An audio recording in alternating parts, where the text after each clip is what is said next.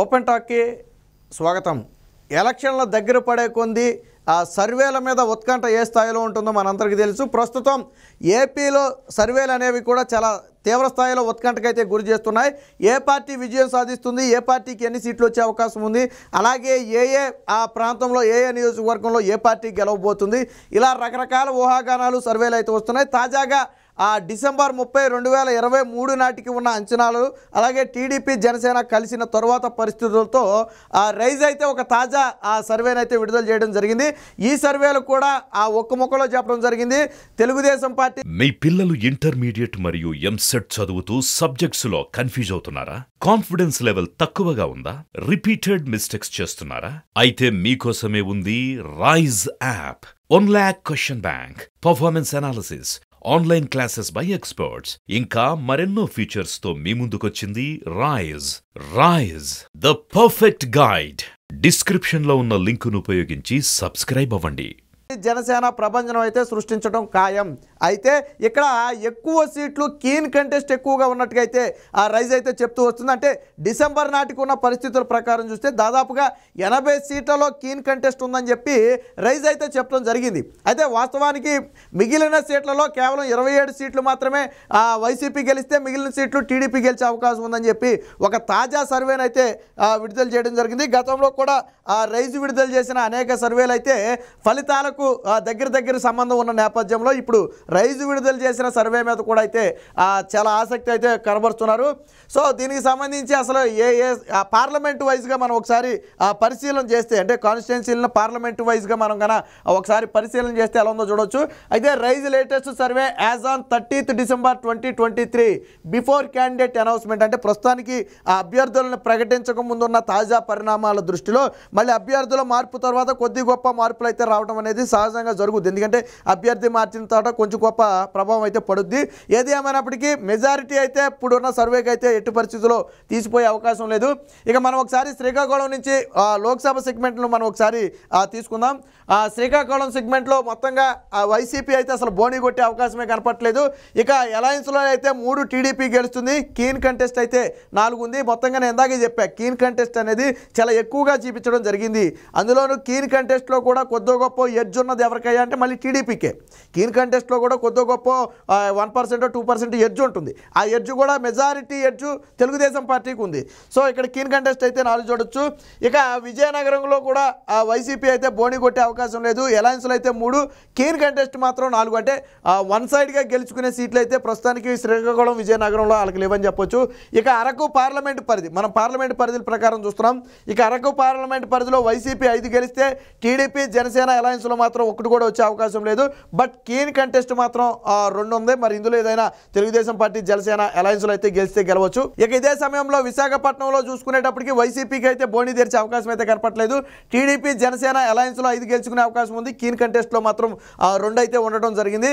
ఇక అనకాపల్లిలో వైసీపీ 1 గెలిచే అవకాశం ఉంది. టీడీపీ జనసేన 3 గెలుచుకుంటే కీన్ కంటెస్ట్ ఇక్కడ 3 కంటే 3 అయితే ఉండటం జరిగింది. ఇక రాజమండ్రి మనం ఒకసారి పరిశీలిస్తే 1 సీట్ని అయితే రాజమండ్రి సెగ్మెంట్ పరిధిలో లోక్సభ పరిధిలో కేవలం 1 సీటు మాత్రం వైసీపీ గెలిచే అవకాశం ఉంది. ఇక ఇదే సమయంలో టీడీపీ జనసేన అలయన్స్ 3, అలాగే కీన్ కంటెస్ట్ అయితే 3గా ఉండడం జరిగింది. ఇక కాకినాడకు వచ్చేటప్పటికి వైసీపీ బోణీ చేసే అవకాశం లేదని చెప్పి ఇక్కడ రైజ్ సర్వే అయితే చెప్తుంది. ఇక టీడీపీ జనసేన అలయన్స్ 5, అలాగే కీన్ కంటెస్ట్ అయితే 2. ఇక అమలాపురంలో అయితే ఇక్కడ కూడా వైసీపీ బోణీ చేసే అవకాశం లేదని తెలుస్తుంది. 6 సీట్లు మాత్రం టీడీపీ జనసేన అలయన్స్లో అమలాపురం పార్లమెంట్ సెగ్మెంట్లో పరిధిలో గెలిచే అవకాశం ఉంది. ఇక 1 అయితే కీన్ కంటెస్ట్ కనపడుతుంది. ఇక ఏలూరు, అంటే ప్రస్తుతానికి వెస్ట్ గోదావరి నుంచి విడిపోయినటువంటి ఏలూరు జిల్లాను కానీ మనం ఒకసారి పరిశీలిస్తే, ఏలూరు పార్లమెంట్ని పరిశీలిస్తే వైసీపీ బోణీ చేసే అవకాశం లేదని చెప్తున్నారు.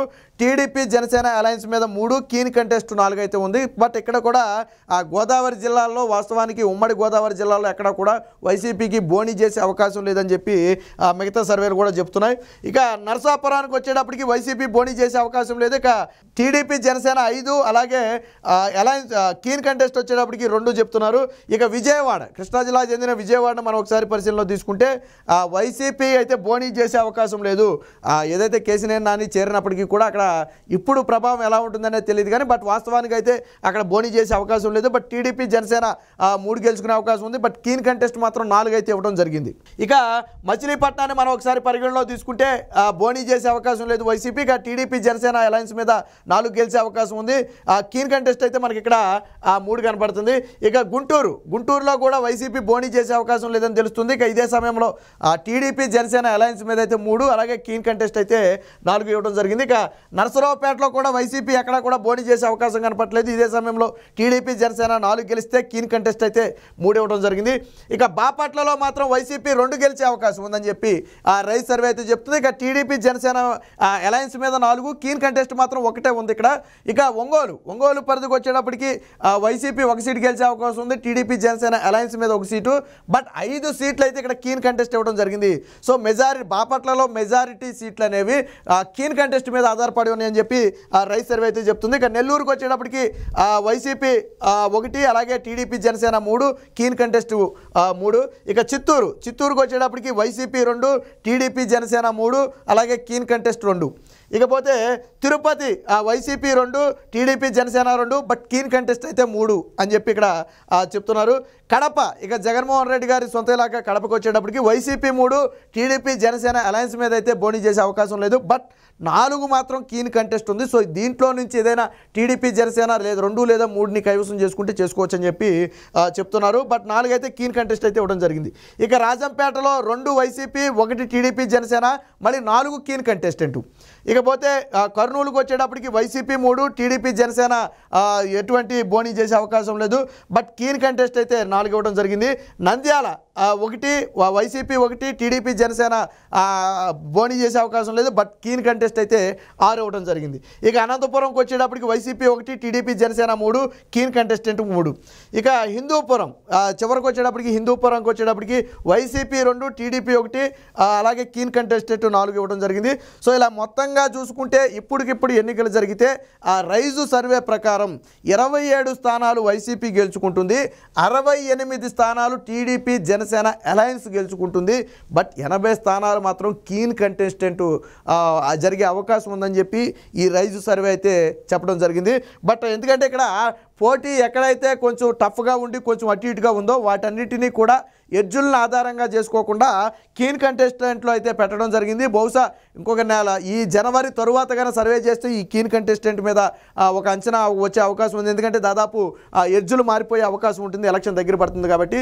ఇక ఇదే విధంగా లోక్సభ పార్లమెంట్ సీట్లు కూడా ఎన్ని వస్తాయో, ఏ పార్టీకి ఎన్ని వస్తాయో అనేది అది కూడా ఒకసారి చూద్దాం. So Rise latest survey on 30 December 2023 before candidate announcement. ఇది కూడా ఆ క్యాండిడేట్ని అనౌన్స్మెంట్ చేయకుండానే చెప్పడం జరిగింది. మొత్తం ఈ 25 పార్లమెంటుకు సంబంధించి ఎంపీ సీట్లు ఏదైతే ఉన్నాయో వాటిని ఎవరు గెలుచుకుంటారనేది మనం ఒకసారి చూద్దాం.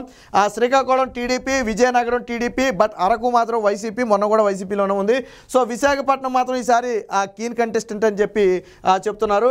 అనకాపల్లి టీడీపీ, అలాగే రాజమండ్రి టీడీపీ, కాకినాడ, అమలాపురం. కాకినాడ మాత్రం అలయన్స్ మీద ఉంది, ప్రస్తుతానికి టీడీపీ జనసేన అలయన్స్ మీద ఉంది. ఇక అమలాపురం టీడీపీ, ఏలూరు అలయన్స్, అలాగే నరసాపురం అలయన్స్. సో ఉమ్మడి పశ్చిమ గోదావరికి చెందిన ఈ 2 కూడా అలయన్స్లోకి అయితే పోయినాయి. ఇకపోతే విజయవాడ టీడీపీ, ప్రస్తుతానికి కేసీనేని నాని పార్టీ మారినప్పటికీ కూడా ఈ విజయవాడ టీడీపీగా ఉండే అవకాశం ఉంది. బట్ పార్టీ మారిన తర్వాత పరిణామాలు ఏంటనేది సర్వేలో రానప్పటికీ కూడా వాస్తవంగా అయితే అక్కడ టీడీపీ లీడ్లో ఉంది. ఇక మచిలీపట్నం మాత్రం కీన్ కంటెస్టెంట్ ఒకటి చూపిస్తున్నారు. ప్రస్తుతానికి వైసీపీ మచిలీపట్నం సీటు కూడా కొద్దిగా సందిగ్ధంలో పడింది. ఎవరు పోటీ చేయాలనే దాని మీద తర్జన భర్జన పడుతున్నారు. ప్రస్తుతానికి క్యాండిడేట్ అనౌన్స్మెంట్ కూడా జరిగినట్టుగా లేదు. ఇక గుంటూరు తెలుగుదేశం పార్టీ గెలుచుకుంటుంది. ప్రస్తుతం కూడా ఆల్రెడీ గల్లా జయదేవులు టీడీపీ ఎంపీగానే ఉన్నారు. సో అది మాత్రం టీడీపీ గెలుచుకుంటుంది. ఇక నరసరావుపేట, బాపట్ల ఈ 2 కూడా కీన్ కంటెస్టెంట్లోకి వెళ్ళాయి. ఎవరికి కూడా మెజారిటీ అనేది చెప్పలేని పరిస్థితి నరసరావుపేట, బాపట్ల.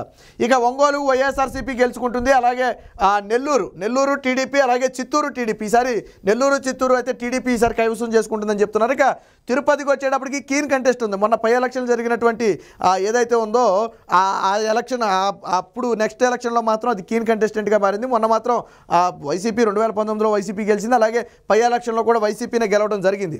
సో ఇదైతే ఇప్పుడైతే వచ్చే ఎన్నికల్లో మాత్రం కీన్ కంటెస్టెంట్గా మారుతుంది. ఇక కడప వైఎస్ఆర్సీపీ, రాజంపేట వైఎస్ఆర్సీపీ, బట్ ఈసారి కర్నూలు తెలుగుదేశం పార్టీ గెలిచే అవకాశం ఉంది. ఇక నంద్యాల వైఎస్ఆర్సీపీ, అనంతపురం, హిందూపురం ఈ రెండు కూడా ఈసారి తెలుగుదేశం పార్టీ గెలిచే అవకాశం ఉందని చెప్తున్నారు. ఇందులో దాదాపుగా మనకి కీన్ కంటెస్టెంట్ 1, 2, 3, 4 కీన్ కంటెస్టెంట్ అయితే మనకి 5 కీన్ కంటెస్ట్ అయితే కనపడుతున్నాయి. అలాగే అలయన్స్ మీద ఒక 3 నుంచి 4 అయితే అలయన్స్ మీద ఉన్నాయి. బట్ ఈ కీన్ కంటెస్టెంట్లో కూడా ఎడ్జు తెలుగుదేశం పార్టీకి ఉన్న స్థానాలు ఎక్కువగా ఉన్నాయి. ఏదైతే మనం కీన్ కంటెస్టెంట్ అనుకుంటున్నామో వాటిని తెలుగుదేశం పార్టీ గెలుచుకునే అవకాశాలు ఎక్కువ ఉన్నాయని చెప్పి తెలుస్తున్నాయి. సో మొత్తంగా చూసుకుంటే టీడీపీ 15 ఎంపీ స్థానాలు గెలుచుకుంటుంది, వైసీపీ 5 ఎంపీ స్థానాలు గెలుచుకుంటుంది. కీన్ కంటెస్టెంట్లో మాత్రం 5 స్థానాలు ఉన్నాయి. ఇందులో కీన్ కంటెస్టెంట్ తక్కువే అని చెప్పొచ్చు.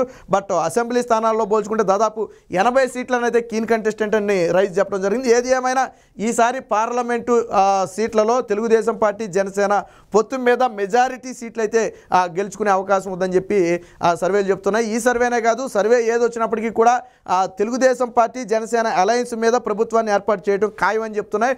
బట్ సీట్లు కొంచెం అటు ఇటుగా కావచ్చు, వాళ్ళు చెప్పిన సీట్లు మార్పులు చేర్పులు కావచ్చు, కానీ మిగతాది మొత్తం కూడా యాజ్ ఇట్ ఈస్గానే ఉంది. ఏది ఏమైనా రైజ్ సర్వే ప్రకారం టీడీపీ, జనసేన పొత్తు ప్రభంజనం సాధించడం ఖాయం.